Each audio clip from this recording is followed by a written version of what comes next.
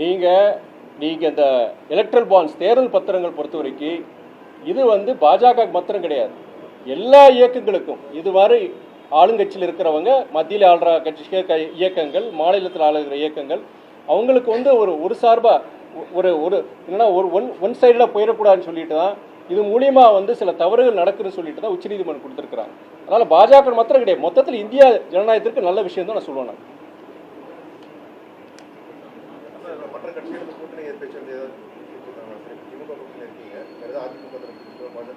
இல்லை, அது வாய்ப்பு கிடையாது. அது எதுக்கு?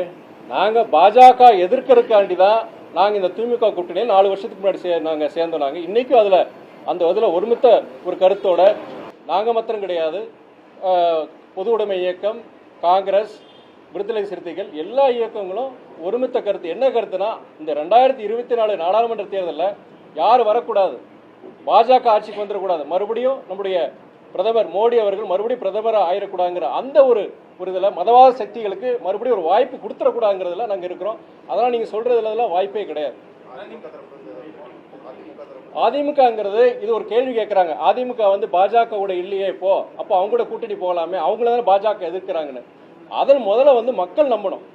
இப்போ சமீபத்தில் வரைக்கும் அவங்க அந்த கூட்டணியில் இருந்தாங்க.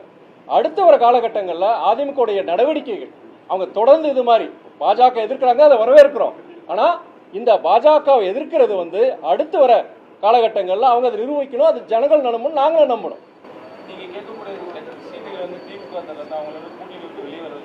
இது தேர்தலுக்காகவோ சில சீட்டுகளுக்காக அமைக்கப்பட்ட கூட்டணி கிடையாது. மதிமுக திமுக கூட்டணி திராவிட இயக்கங்களை வலுப்பெறச் செய்வதற்கும் மதவாத சக்திகளை வேரடி மண்ணோடு தமிழ்நாட்டில் இருந்து அகற்ற வேண்டும் என்ற உன்னதமான நோக்கத்துக்காக அமைக்கப்பட்ட கூட்டணி தான் திமுக மதிமுக கூட்டணி.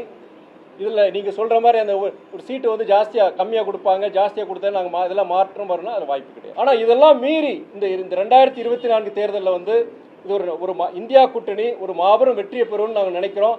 அதை இந்த எலக்ட்ரல் பாண்ட்ஸ், இந்த தேர்தல் பத்திரங்களுக்கு இன்னைக்கு உச்சநீதிமன்றம் ஒரு தீர்ப்பு கொடுத்துருக்கு இல்லையா, இது ஒரு சம்மட்டி அடி. இது போல வர்ற காலங்களில் இனியும் 2-3 மாதம் இருக்கு.